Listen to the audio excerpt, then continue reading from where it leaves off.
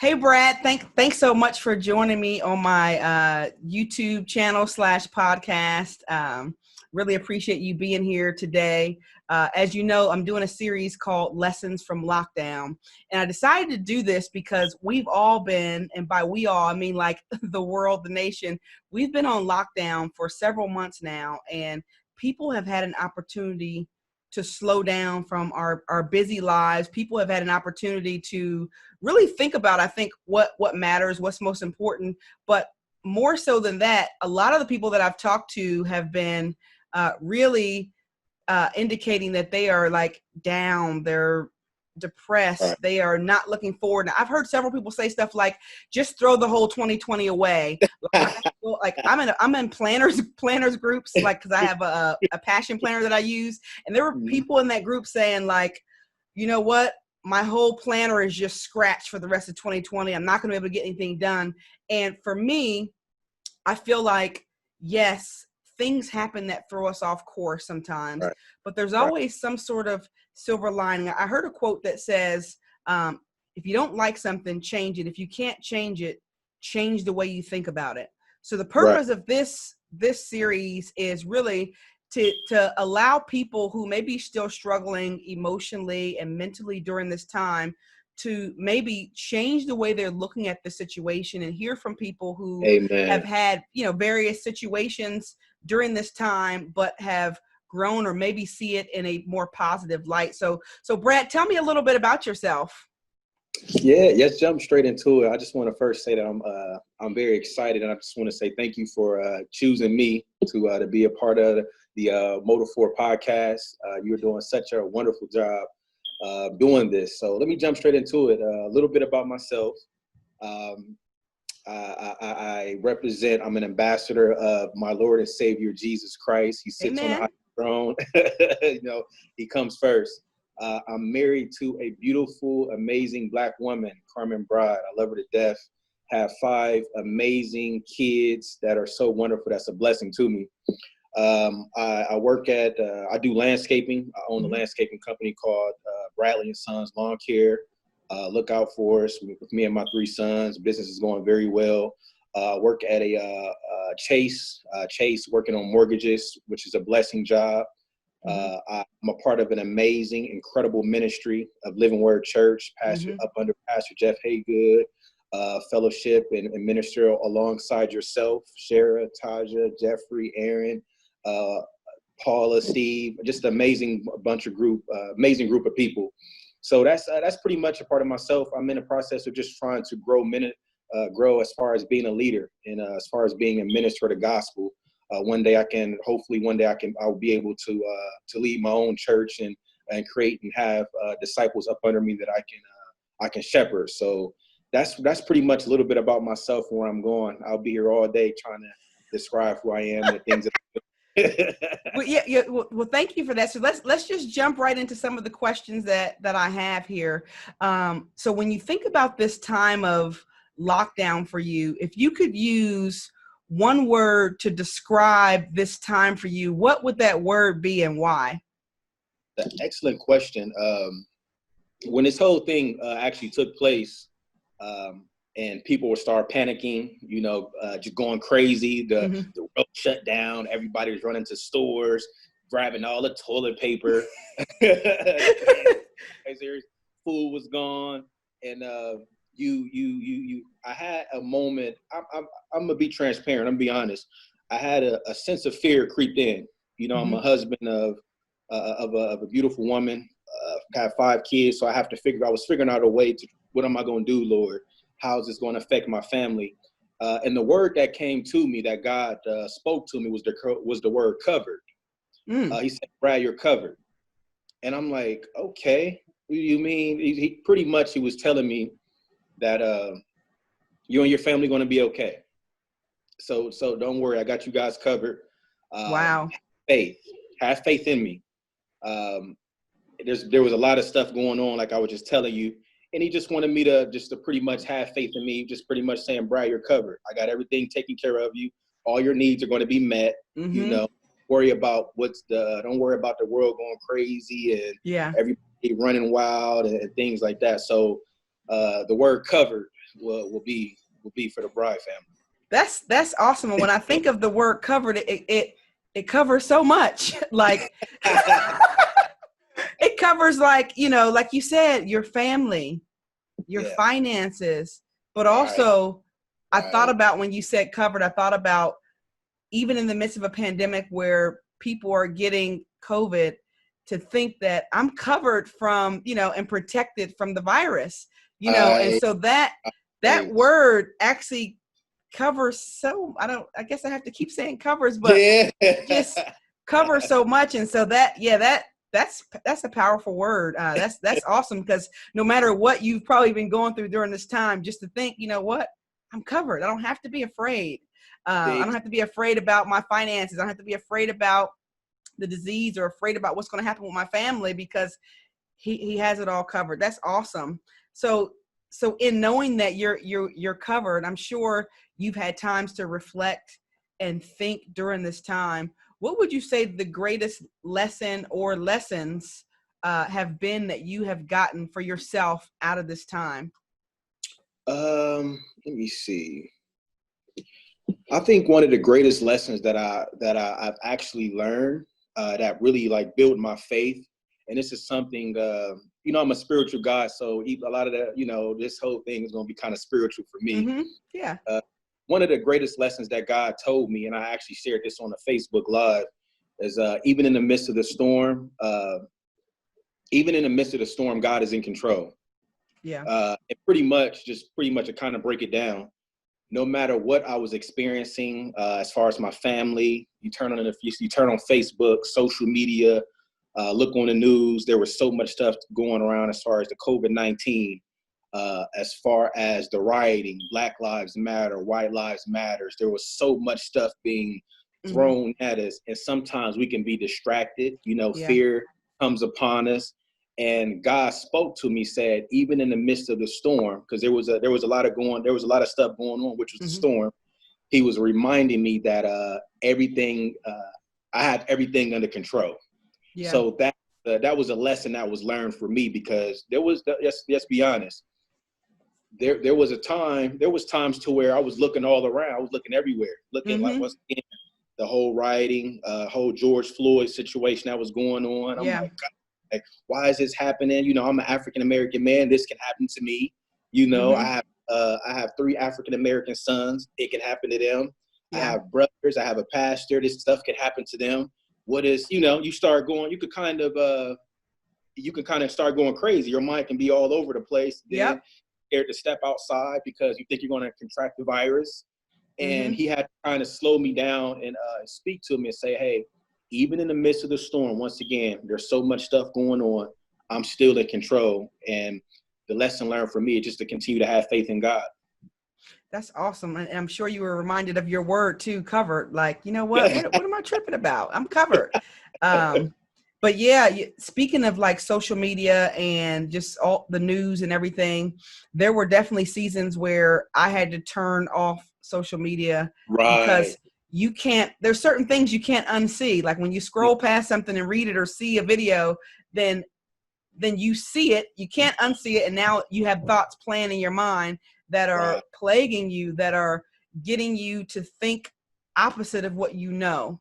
And so you have to definitely protect, you know, just protect your mental health, protect your, self-care, protect your emotions so that you can feed yourself the right thing and see the right things. It's amazing you say that, if you don't mind me chiming in. Oh yeah, go ahead. Perfect. It's amazing you said that, because I took a 30-day break off of social media as well. Yeah. You know, since I went so deep to where we took a 30-day break off everything. I made the kids turn off no video games, no Fortnite, none of that. Our whole family we just kind of fasted off of social media, because that stuff, you know, a lot of that stuff can just penetrate your heart, you know, and kind of, you know, distract you. It's way too much. So it's amazing that you shared and say, hey, I had to take a step back from social media, because my family, we actually did the exact same thing.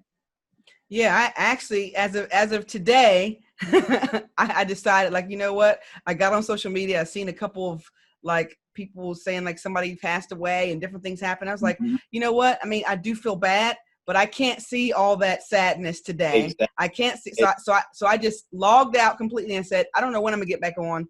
I have to protect my sanity and my mind, because Amen. when you see negativity over and over and over again, it begins to get you to lose hope, because then you feel like everything that's happening is bad. And Right. that's just not true. Not It's just true at all. not true. And your perception, our perception is our reality. Really, it's our Wow. reality. So speaking of the kids, so you have 5 kids. How has that been, like, with them not being in school? With, like, have you had, hurdles and issues with that? Well, excellent question, because it's actually been a blessing for me. Okay. It's a blessing with all 5 of my kids. We've come up with ways to another. I spoke on the word cover, but there's another C word that I want to bring up, which is called closeness. Ooh. Being close. I don't know if Yeah. closeness is the word, but Yeah. being close to one another. We sit down with each other. When school was in, they will sit down with their computer. I'll be Mm-hmm. right there with them. I'll be right there teaching them. We've Mm-hmm. been doing things as far as this summer. My wife came up with flashcards. With oh Lord,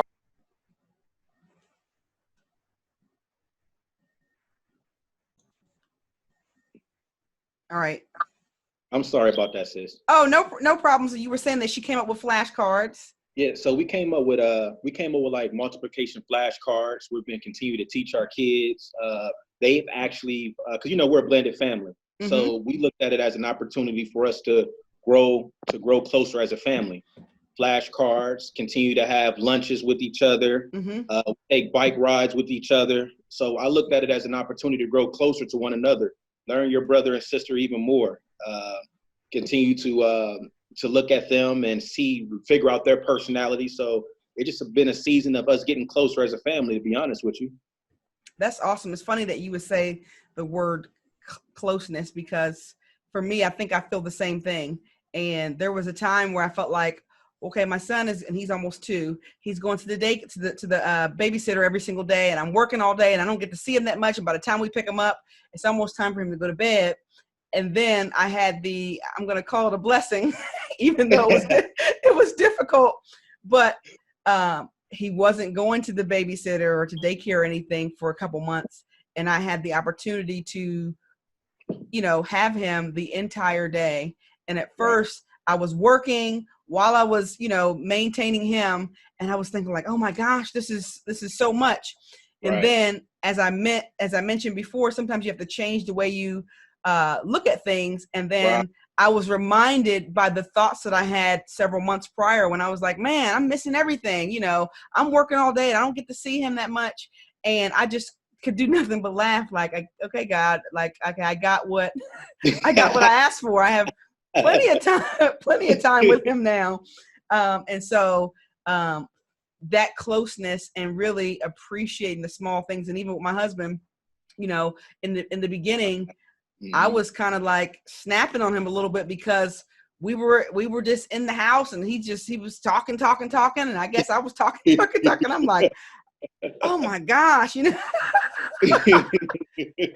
then I realized, like, it's a blessing to It just to really is spend this time with him, and to a blessing. look at it in a different, in a different way, and learn that, okay, we were used to having the separation while he's at work, I'm at work, and coming together. And then instead we were at home all day, every day together. And then, Right. dishes piling up and different things happening. And so learning our new routine. And so becoming closer and just appreciating one another. So I think that is just so, right on track there with what you were saying, with Man. just being close as a family, Right. and not being being as busy, because I was a part of a lot of different organizations, a part of a lot of activities, just doing, and not home as much. Right. And actually being able to slow down and spend more time at home, I realized I like being at home. It really is. It really is. I've actually enjoyed being at home with the kiddos, and being near my wife. Her laptop is near mine, and she cook a good breakfast for us, and it's on. Yeah, that's even stuff like Todd started a garden, as you know. That's Started a amazing. garden, and me just seeing him garden and bringing TJ out there to water the garden with him, and watching our own vegetables grow in our backyard. That's been like, wow, I've enjoyed that. He's such a great guy. I love Todd. He is. He's a good guy. So throughout all this stuff, throughout everything that has happened and transpired, have you learned anything about yourself that maybe you didn't know before? One of the things I've learned about myself is, which I thought I would have learned this earlier, but as I sat back and thought about it, is bravery. I'm brave.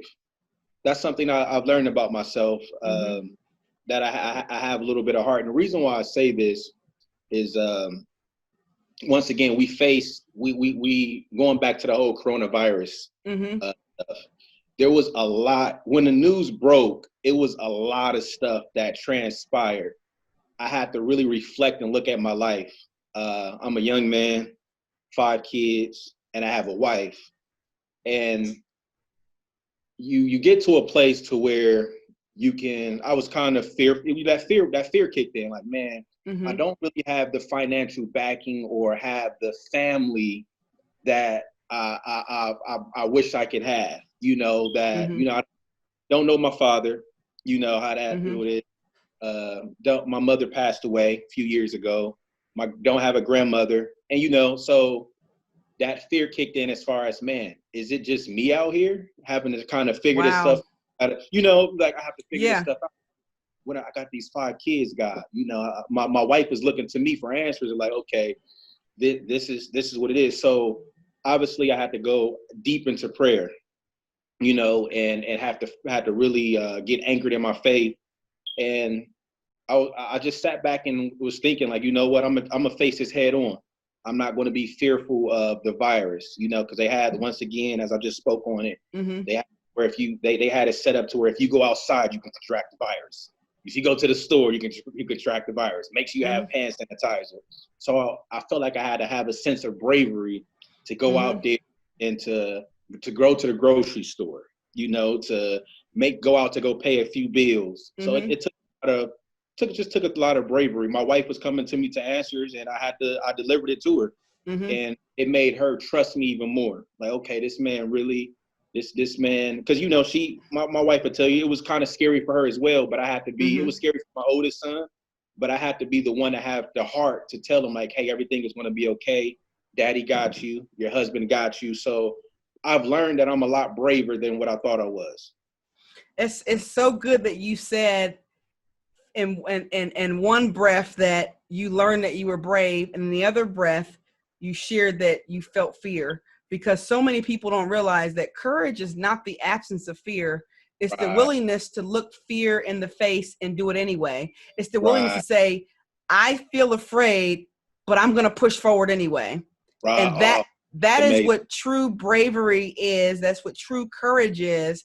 And so I'm glad that you coupled those two things together, because so many of our listeners may think to themselves, but I felt fear. Am I really brave? And it's like, hey, we're all human beings. We all feel fear. And it's not whether or not you feel fear. It's what do you do with that fear? Fear is a feeling. And as we all know, feelings are fickle. They change from one minute to the next. I mean, hey, I can like my husband one minute and the next not like him because of something he did or said. It doesn't mean that we're any less committed. I got to move forward.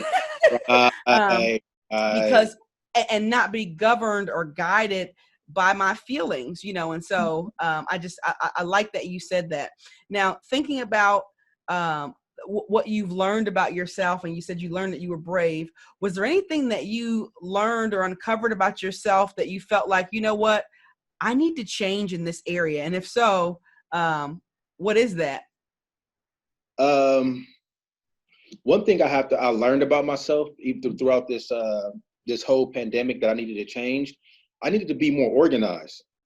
Ooh, I've yeah. learned I've learned that I'm not really organized to come think of it. As I sat and you start learning a lot more by yourself when you're not going out as much. You can't really move and do certain things, and you just start learning a little bit more. I'm like, man, I'm not really organized. There's just off of simple things. You know, Mm-hmm. you go upstairs, you go downstairs, and you looking at you're trying to find your tennis shoes. They're all scattered around the house. Something that simple. You know, Yeah. just over, you try to we've tried to me and my wife were actually looking to get our gun license and stuff. And they needed certain paperwork, certain documents or whatever. Mm-hmm. And we went upstairs to where we thought we had stuff organized and papers and stuff organized as far as birth certificates and passports and stuff. And we didn't have nothing organized. You know, we were just all over the place, and we really sat there and really thought and looked at ourselves like, babe, we need to mature. It's time at a certain level of maturity. We have to be a little bit more organized. And not even just that. I go into my man cave. There's clothes is kind of scattered everywhere. Yeah. You know? Yeah. So you sit back and think, especially since life has kind of slowed down for us, you Mm-hmm. have time to really sit back and think instead of, because sometimes we're constantly on the go. So little stuff like that never hits us. So I Yeah. sat back, you know what? I really just need to my life just need to be in order. I just have to I have to be more organized. I need some order in my life. So that's one of the things I want to get better in. That's the things that I want to change, is to be more organized. And I feel like that'll help me to be a better man, a better husband, and better father. Wow. Seems like we had some of the same experiences, because that's one of the things that I realized about myself too, is that I needed to organize more. And I actually went through and purged so many clothes and shoes and got rid of, I think, about 11 trash bags full of stuff, like stuff from the kitchen, stuff from our bedroom, stuff from the spare bedroom. I went through every single tote of clothing that I had, and I realized I had so much stuff, and it was so unorganized and everywhere that it was hard to think. And I didn't care when I wasn't home that much and I was running. But Right. to have that time to slow down and think and say, man, I need to really like get this stuff in order. And I heard somebody say something that I didn't agree with when I heard it a while back, but now I agree with it. They said, how well you're organized, or the way you keep your house and your life, is a reflection of what's on the inside of you and in Oh your man. mindset. And Wow. when I heard that a while ago, I was like, no, that's not true. That's not true. But having this time to slow down, I realized that my thoughts are scattered, which is a reflection of how everything else was. And so Right. I had to kind of peel back that layer, and I realized that, okay, there's a certain level that you can get to just being the way you are with no system and no organization. But when you Right. move beyond that level to the next level, you have to have a system, you have to have organization, or Right. you'll get elevated and not be able to sustain where you are. And so I think having this time to organize, not just our houses, our lives, our minds, but even like, I even changed my system on how I do things at work to be more efficient. Cause I'm like, Right. man, it's taking Right. me too long. Like it bled into a lot of different areas. And Mhm. so I think it's a reflection of our mindset and our thoughts. So I think that's really good that you also saw that. So thinking about, again, just this whole experience, lessons from lockdown, is there anything that you have read or listened to that really inspired you during this time? Yes, yes. I've actually I've read a few books. I read a book called The No Apologies Is Necessary. I'm a huge historian guy. Mm-hmm. It deals with black slavery. It deals with slavery in Mm-hmm. Africa. Pretty much breaks down why slavery happened, and it kind of lines up with some of the things that were in the Bible, in Jeremiah, Ezekiel, and things like that. It just shows that there was a purpose behind it. Mm-hmm. So that really opened it up. I also read another book. It's called The Black Roots in the Bible. That Mm-hmm. pretty much highlight all the African people that was in the Bible. Right now, I'm currently reading the actual Bible, which is Joshua, Mm-hmm. which really, I think God really God really touched my heart in the book of Joshua. Mm-hmm. And I got this from Dr. Miles Monroe. I've been looking and listening to a lot of his interviews, and he kind of felt like God kind of used him to direct me to the book of Joshua. And it highlights something to where in the first chapter, it speaks on the transition from Moses to Joshua. Mm-hmm. And something that Dr. Miles Monroe, he highlighted is that I really felt like this is actually happening in the generation that we're in right now, is that God is raising up a new generation of leaders. Yeah. And such as myself, such as yourself, such as you, Brother Aaron, Jeffrey. I feel like there's a new generation of leaders that are on the horizon. And the Bible kind of highlight that transition from Moses to Joshua. Moses led the Israelites to the wilderness. God sent Joshua to bring them out of the wilderness into the promised land. And I do right now during this pandemic, we're in the wilderness, but I do believe in my heart that God is going to raise up a generation of leaders such as me and yourself to bring people from out of the wilderness into the promised land. So that's something that's been dear to my heart, and a few of the things that I've been reading. That's a good point there. Thinking about moving into the promised land, and just because you're in a wilderness experience doesn't mean that things are going to get better. Sometimes Amen. They have to get a little worse. Chaos needs to happen in order to bring order, in order to be able to have the promise and be able to sustain it. And just because there's a fight doesn't mean that it's not worth it, and that Amen. Whatever you believe you're going to get on the other side, that you're not going to get. And speaking of leadership, it's funny, it's crazy that you would say that, because I was talking to somebody and I said, when I was looking at all of the riots that were happening and the looting and just all the different, the division in our nation, I'm definitely in agreement with getting justice and all that. But I felt like there's no leader. Like, back in Amen. Martin Luther King's Amen. Day, there were leaders, they were organized, they had a plan, right. They had a strategist. Like, whatever we're doing, we have an ask. We Amen. Have specifics. I want this, and this. We're Amen. We're not tearing stuff up just for no reason. Amen. We want a purpose, a purpose Amen. And a plan. But Amen. In the midst of all this, I haven't really seen true leaders step up and give guidance. We have a lot of young people with a lot of passion, which is really right. great, but where's leaders. The direction? Where's the leadership? Where's the, hey, let's get in the room and strategize and see what is the root of the problem? How can we get to really what's going on? How about let's change things in the communities. Let's educate, Amen. Let's expose, let's, all of that. And so I definitely agree with you with, leaders being raised up in this time. And I'm brainstorming myself, like, what more can I do to help this Amen. Generation out? Because you don't want someone who is leading who's just going to think singular, right? Like, you want to look at the whole picture. Don't look at just what's happening now, but what is the root? If you can lay the axe to the root, then you can have lasting change.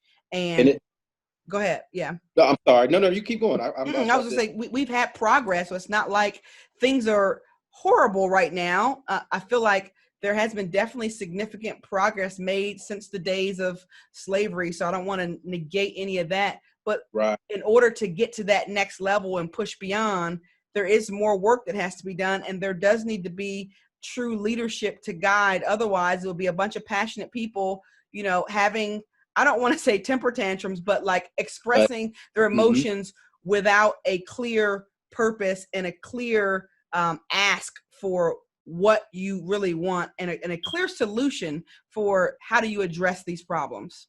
And it's amazing that you bring this up, because I do believe in my spirit and in my heart that this new generation is waiting for a leader, waiting for leaders to rise. And I've noticed that where we are, a lot of the younger generation, they look into the entertainers for leadership.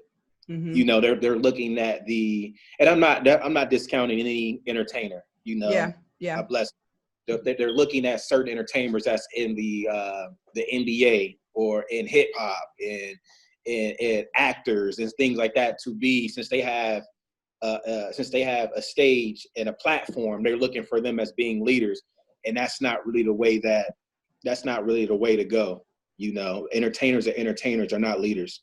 Mm-hmm. You know, so let them entertain, but we really just need somebody to really rise and step up. And it's amazing that you even bring this up, because I was speaking to my barber, and I said one of the few things that I would love to discuss to this generation, especially to more towards the African American community, is that obviously we have to speak on our faith of our Lord and Savior Jesus Christ, preach the gospel.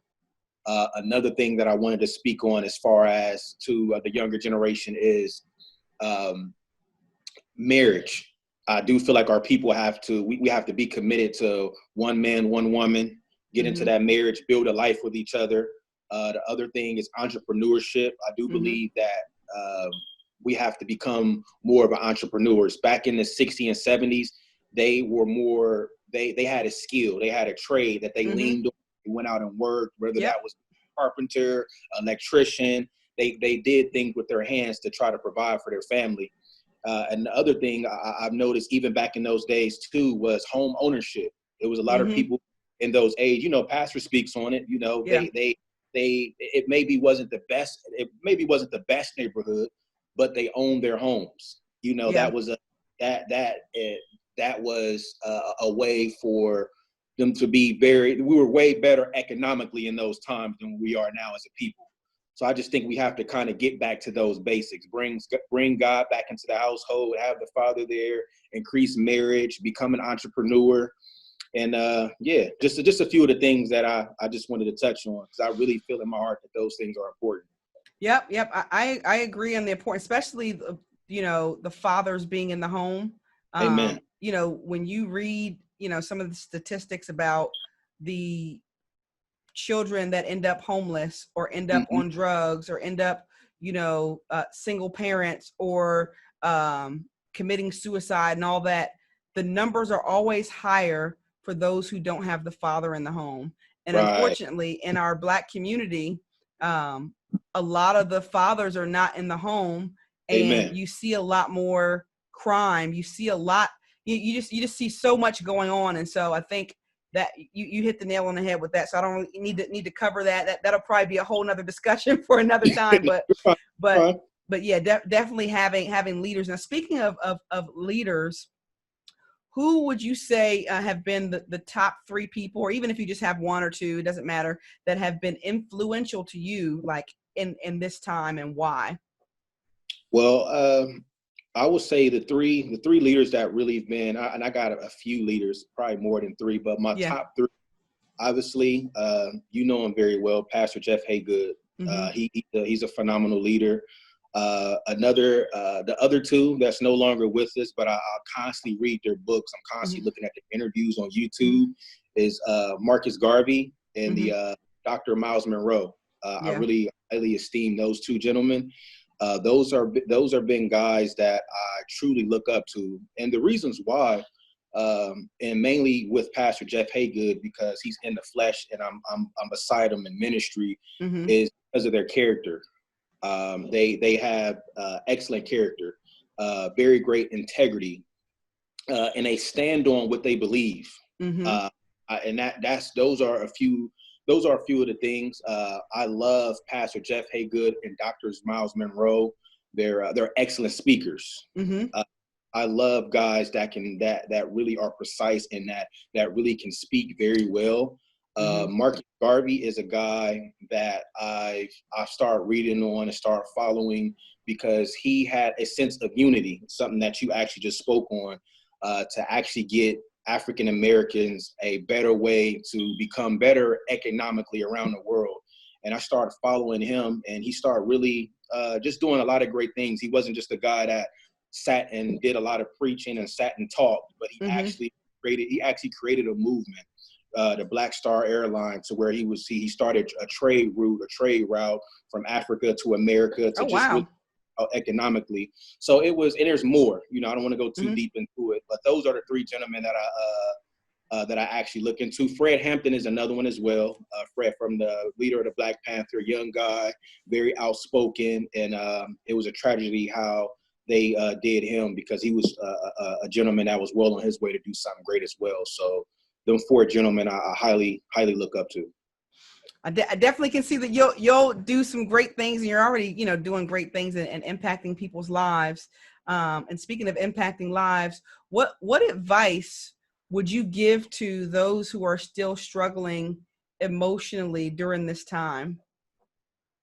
Okay, let me see.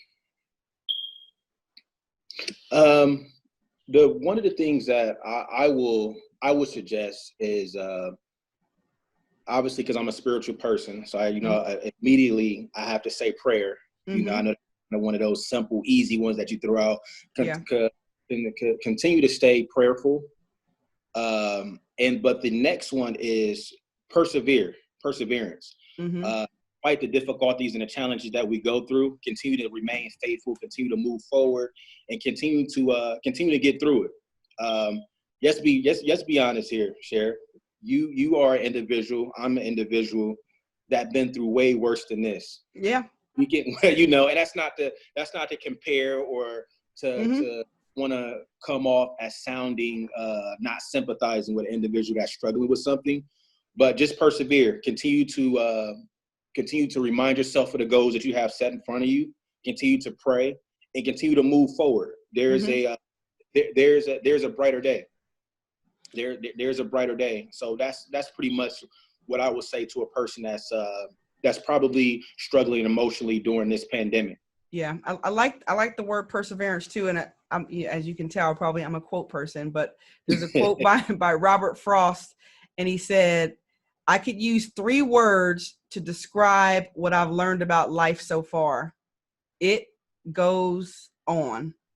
3 Amen. words, and sometimes we want something bigger, and it's like, hey, life is going to continue to go on, and either you're going to live or you're just going to be alive, and Right. you don't want your best days to be behind you, and so you have to learn to get through the tough times and live, not just exist, and use the resistance, just like a plane uses the resistance to take off. Use that resistance to push forward, and you can soar beyond the clouds, beyond the circumstance, beyond any issue, simply because you didn't allow the resistance to keep you down. So that's really, really, really good. That was excellent. I like that. Oh, that well, thank you. So thinking about earlier when we first started talking, I asked you what one word you would use to describe the time of lockdown for you. And I talked about how a lot of people that I talk to are not necessarily looking forward to anything great this year. Me, I am looking forward to great things still. So I want to ask you personally, when you think about the remainder of 2020 and what you're expecting, what one word would you use to describe the remainder of your year and how you see it? The word that comes to mind is blessing. I truly believe in my heart that the remainder of 2020 will be a blessing. One scripture that came to mind that's in the book of Psalms, it says, "Weeping may endure for a night, but joy comes in the morning." Mm-hmm. I do believe in my heart that we've, and I kind of already shared this already. Mm-hmm. I do that we're getting past the struggle and going to be getting past the pandemic, and I think God is going to do an outpouring of blessings. I sense in my spirit that there's going to be a breakthrough, and there's even going to be a revival. I truly do believe that, and that I'm sticking to it. So the word that comes to mind for the remainder year of 2020 is blessing. I believe God is going to bless my family, your family, and anybody else that's in the faith. He's going to bless their families. Well, amen. I definitely stand in agreement with that, and blessings on blessings on blessings on blessings. Thank you so much, Brad, for taking the time out to interview with me. If people want to get a hold of you, I know you mentioned that you have a lawn care business and different things.